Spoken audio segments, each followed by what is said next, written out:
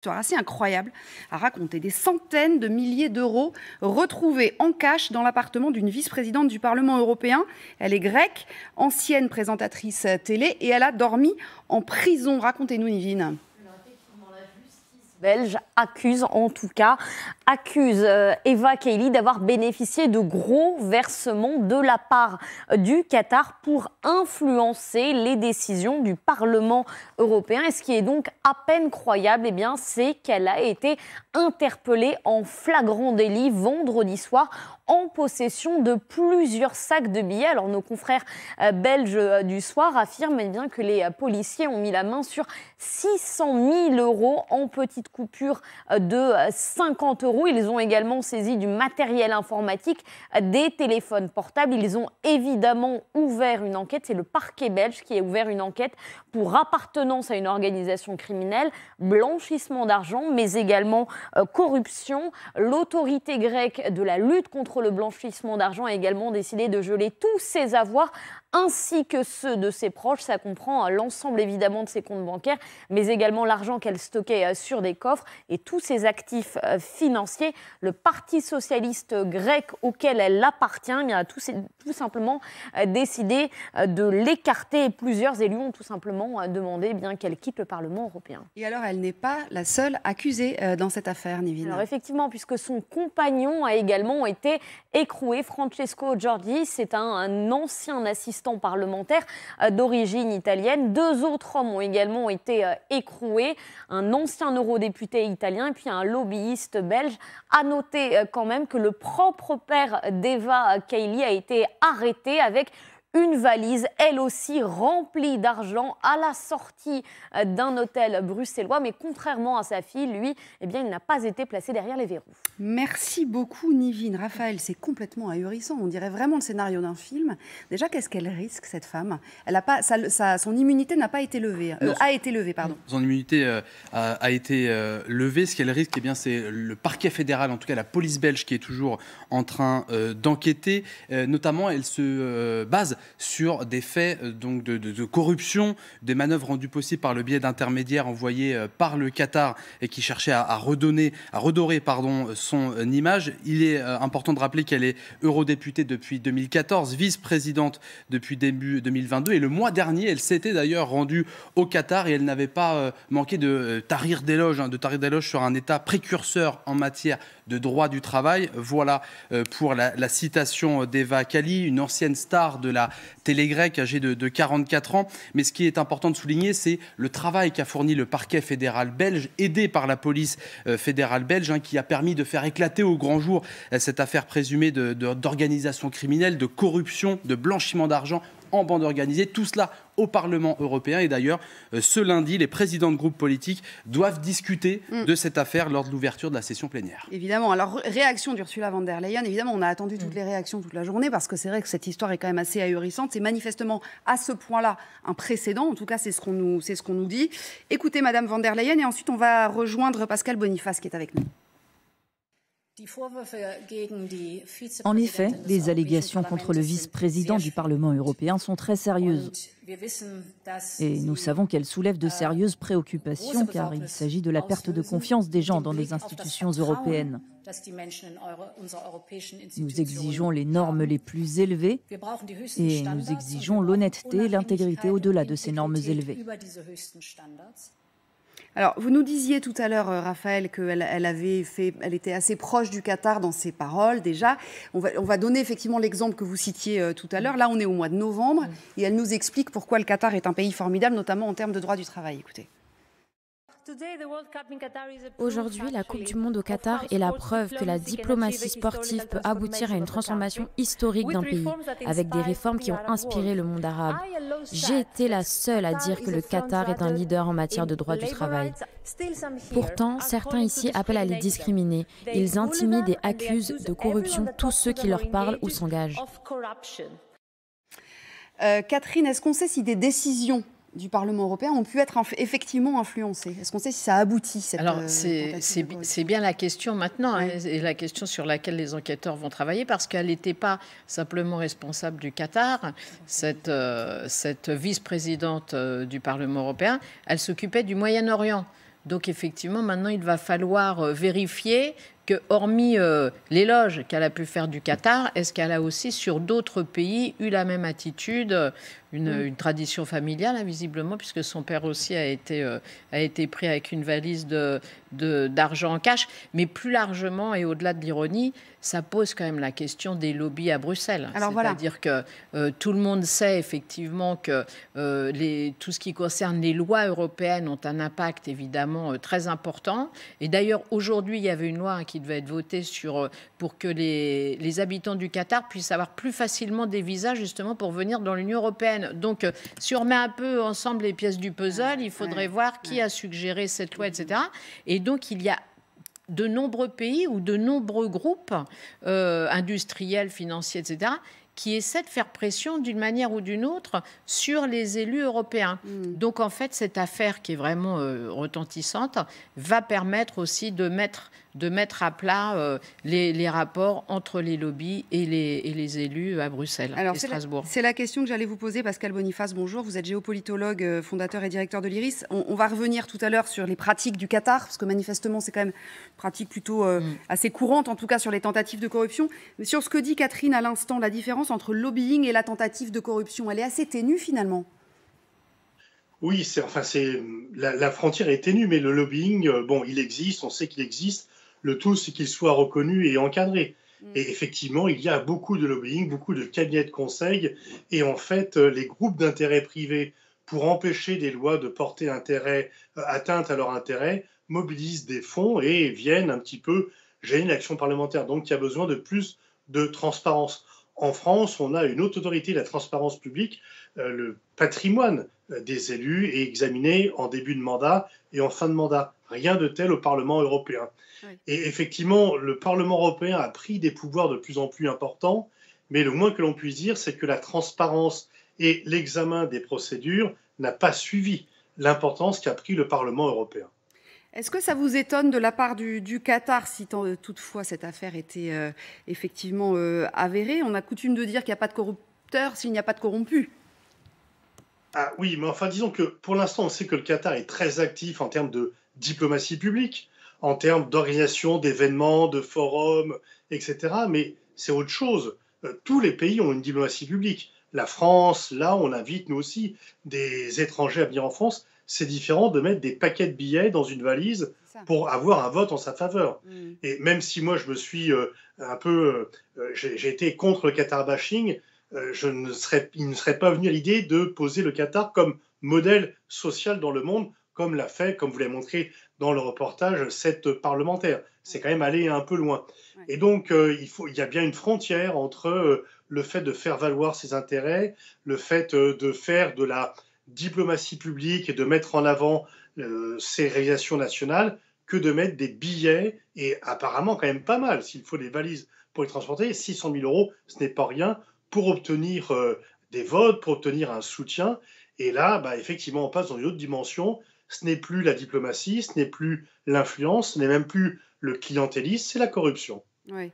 Raphaël, on dit 600 000 €, au moins 600 000 €. Il y a de l'argent qui a été retrouvé dans son appartement, me semble-t-il aussi. Dans son appartement, en plus de l'histoire qu'on évoque avec son père et les valises de cash. Mais plusieurs sources nous confiaient hier quasiment 1 million d'euros. D'autres médias, notamment des médias belges, parlent de 600 000 €. Voilà pour ce qui a été retrouvé. Mais il y a aussi les analyses informatiques, puisque les enquêteurs, lors des 16 perquisitions qui ont été effectuées vendredi dernier, ont saisi de nombreux ordinateurs et des téléphones portables qui sont également en cours d'analyse. Valérie, on sait que la politique européenne n'a pas très bonne presse, enfin en tout cas en France, on ne sait pas trop comment ça marche, on a souvent coutume de dire que Bruxelles, Strasbourg, tout ça c'est loin de nous.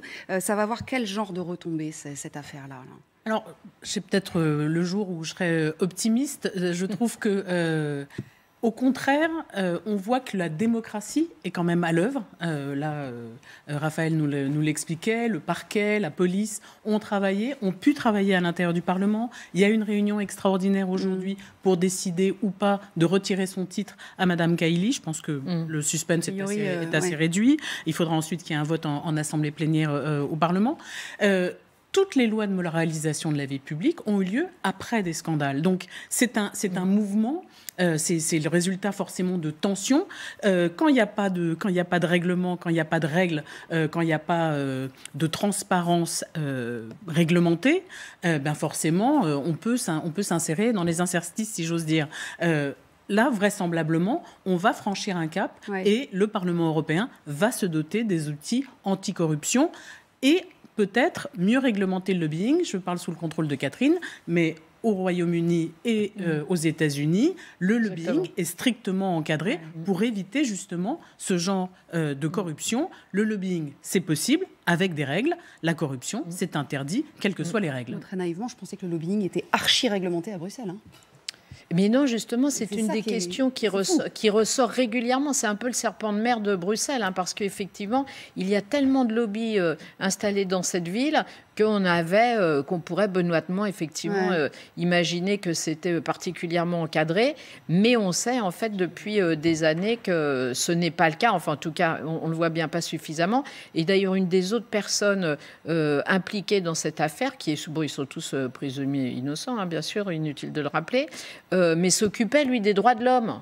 Donc, vous voyez, effectivement, si c'est bien le Qatar, toujours lui-même présumé innocent, mais enfin, si c'est bien le Qatar qui a corrompu tous ces braves gens, il a quand même très bien ciblé ses interlocuteurs, parce que les droits de l'homme au Qatar, on ne peut pas dire que ce soit pour l'instant un des points forts de l'Émirat. C'est curieux d'avoir appuyé là-dessus, justement. Oui, voilà. Donc, c'est quand même, effectivement, comme le dit Valérie, ça va vraiment être le moment là où Bruxelles va se retrouver face à son miroir et va devoir vraiment prendre des décisions qui seront à la hauteur de la situation pour encadrer une fois pour toutes tous ces lobbies. Hein. Voilà, c'est juste pour vous faire sourire, mais je trouve que c'est saut XXe siècle, les valises pleines de billets. J'ai l'impression de commenter une affaire du RPR dans les années 80. C'est vrai, vous avez raison. C'est quand même incroyable. Il y a d'autres moyens maintenant pour corrompre les gens. Enfin, j'imagine, je suppute que les virements, les sociétés écrans, l'histoire des valises pleines de billets, ça a un côté pied nickelé. Je trouve en petite coupure de 50 €. Voilà, je trouve ça proprement stupéfiant. Alors, vous savez qu'en plus, manifestement, les tentatives de corruption sont plus que courantes. C'est une autre eurodéputée qui nous le dit, en l'occurrence Nathalie Loiseau, qu'on connaît bien ici en France. Écoutez. Qu'il y ait du lobbying, c'est une chose. Qu'il y ait d'un côté des menaces, de l'autre des tentatives de corruption, là, c'est tout à fait autre chose. C'est une tentative d'acheter nos démocraties. Et ça, c'est pas acceptable. Tentative d'acheter la démocratie. Une question pour vous, Pascal Boniface, puisque vous travaillez beaucoup aussi sur les relations entre la géopolitique aussi du sport. Il n'aura échappé à personne que donc la Coupe du Monde a lieu en ce moment au Qatar. Ils ont besoin de jouer l'ouverture au monde, le Qatar. Ces pays-là ont besoin de jouer l'ouverture au monde. Ça veut dire que tous les moyens sont bons de leur point de vue ? Effectivement, alors si tout ceci se confirme, ça veut dire que face à des critiques, ils ont employé des moyens, enfin un peu d'apprenti sorcier, parce que en fait tout ceci tombe au plus mauvais moment pour le Qatar et loin d'améliorer leur image, c'est catastrophique. Et par rapport à ce que disait Valérie tout à l'heure, en fait, non, les virements c'est très traçable, alors que le liquide normalement ça ne l'est pas. Et effectivement, les virements, on a toujours des traces. Regardez tout ce qui est Panama Papers, Pandora Papers, etc. Pourquoi en Chine on veut arrêter le liquide pour tout payer en circuit et en carte, etc. C'est pour pouvoir tout contrôler. Et donc, en tous les cas, pour revenir au Qatar, c'est catastrophique pour leur image, parce qu'effectivement, il y a le côté corrompre la démocratie, comme l'a dit Nathalie Loiseau dans son intervention tout à l'heure. Et là, ça va laisser des traces. Alors, il y a plusieurs sujets là-dedans. Il y a le Qatar, il y a le Parlement européen. Effectivement, comment se fait-il que des parlementaires européens peuvent être avocats? Alors, si c'est pour défendre la veuve et l'orphelin, c'est très bien. Si c'est pour défendre les intérêts privés, c'est un peu moins bien. Et puis, le fait que l'on puisse avoir ce type, une fois encore, la diplomatie est faite pour convaincre les autres du fait que son pays est un pays vertueux, qu'il faut aimer, qui a des côtés positifs. Mais la corruption, c'est tout à fait autre chose. Évidemment. On précise, Raphaël, que si son immunité a été levée, c'est parce qu'elle a été prise en flagrant délit, en fait. Oui, exactement. Elle a été prise en flagrant délit. On sait qu'au moment de son arrestation, elle a été écartée par son parti. Mais si son immunité parlementaire, eurodéputée depuis 2014 et vice-présidente du Parlement européen depuis 2022, c'est parce qu'elle a été interpellée en flagrant délit. Ce qui est intéressant aussi, c'est que quand on voit, c'est quasiment une déclaration d'amour qu'elle fait au Qatar lors de sa déclaration au mois de novembre, sachant qu'elle s'occupait du Moyen-Orient, je pense qu'il est quand même utile de surveiller un peu ce que disent les uns et les autres, parce que ça aurait quand même dû attirer l'attention des organismes de contrôle, si tant est qu'il en existe vraiment au Parlement européen, parce que dire des choses aussi élogieuses sur le Qatar, quand on sait effectivement ce qui s'y passe, c'est quand même... pour l'image de l'Union européenne, c'est quand même l'écorner cette image, parce que justement l'Union européenne, elle doit être un peu le phare de la défense de la démocratie et des droits de l'homme dans un monde ravagé par justement l'inverse, les violences et les maltraitances. Donc déjà qu'elle ait fait cette déclaration et qu'apparemment il n'y ait pas eu de réaction du Parlement et des institutions, il n'y avait pas de soupçons, c'est quand même un peu étrange, non ? Il y avait un peu des soupçons quand même, ça fait quelque temps qu'ils travaillent sur ce dossier. On peut penser quand même que l'enquête a été faite après ce type de déclaration. Ouais. C'est que pourquoi a-t-on pu la prendre la main dans le sac au sens propre comme au figuré? C'est que certainement les enquêteurs ont eu leurs soupçons attirés par ce type de déclaration. Et donc on ne contrôle pas tous les parlementaires, on ne va pas prendre un parlementaire en flagrant délit. C'est quand même plutôt rare et plutôt compliqué. Ouais. Donc on peut penser qu'il y a eu des soupçons et que l'affaire a été signalée et que certainement des déclarations qui étaient au-delà de la neutralité ont dû attirer l'attention des enquêteurs. Sans doute. Raphaël ? Oui, puis ce qu'il faut préciser, c'est que sur la notion de flagrant délit, le parquet fédéral, dans son communiqué et selon nos informations ensuite, eh bien, c'est resté très évasif. On ne dispose que de très peu d'informations. Il y aura d'autres communiqués. Ils ont communiqué, c'est assez rare, 2 fois les Belges, donc vendredi et hier après-midi. Mais effectivement, l'enquête démarre sans doute via toutes les déclarations qu'elle a pu faire publiquement. Et ensuite, c'est une enquête minutieuse qui a mobilisé la police belge et le parquet fédéral. Un seul magistrat, de nombreux policiers, tout ça s'est fait très discrètement pour arriver aux conclusions qu'on a connues vendredi avec ces 16 perquisitions et ces 6 arrestations. Et on parlait d'un membre d'une ONG également dans cette affaire ? Oui, c'est ce qui a fuité. C'est ce qu'on a là, c'est le monsieur qu'on a là. Oui. No peace without justice. Oui. Pas de paix sans justice. Bon, voilà. La suite, c'est quoi, Raphaël ? La suite, eh bien, écoutez, ça va être la suite. On attend, nous, de notre côté, des informations du parquet fédéral belge. On sait qu'au total, 4 personnes ont été écrouées. Donc, Eva Kaili, on l'a dit, son mari et 2 autres personnes. Voilà pour les 4 personnes qui sont placées en détention provisoire. Maintenant, eh bien, les magistrats, les enquêteurs vont devoir définir le degré d'implication de chacun de tous ces protagonistes pour arriver, eh bien, on l'imagine, à des peines qui vont être prononcées dans les prochaines semaines. Donc, c'est ce qui risque ou pas au maximum ? Alors, pour le blanchiment, c'est 5 ans d'emprisonnement, 375 000 € d'amende, mais le tout multiplié par 2 si c'est en bande organisée. Et là, en l'espèce, eh bien, c'est le cas. Et pour ce qui est de la corruption, c'est 10 ans de prison, 1 million d'euros. Et ça peut être là aussi doublé s'il s'agit d'agents publics. Il faut quand même remarquer que ça arrive donc au Parlement européen, dont la présidente est Roberto Metsola, maltaise. Roberta, j'ai dit quoi ? Roberto. Pardon, excusez-moi, Roberta Metsola, et qui a mis la lutte contre la corruption comme un cheval de bataille. Son propre cheval de bataille. Donc, elle va avoir à cœur de purger, si j'ose dire, cette affaire qui est très embêtante. Oui, et comme vous disiez, c'est effectivement aussi à partir de ces scandales-là que, voilà, on sait que la Haute Autorité pour la transparence de la vie publique, c'était après l'affaire. C'est ce que d'ailleurs demande Nathalie Loiseau, qui est l'établissement d'une Haute Autorité pour la transparence de la vie publique. Bon, en tout cas, voilà, ça fait désordre pour le Parlement et ça fait désordre également pour le Qatar, comme vous le disiez si bien, Pascal Boniface. Merci en tout cas d'avoir été avec nous. À la suite au prochain épisode, on verra combien finalement il y avait dans ces valises, mais c'est vrai que ça fait assez 20e siècle, comme vous le disiez très justement. Merci beaucoup Raphaël pour toutes vos infos. On va se retrouver dans un instant, partir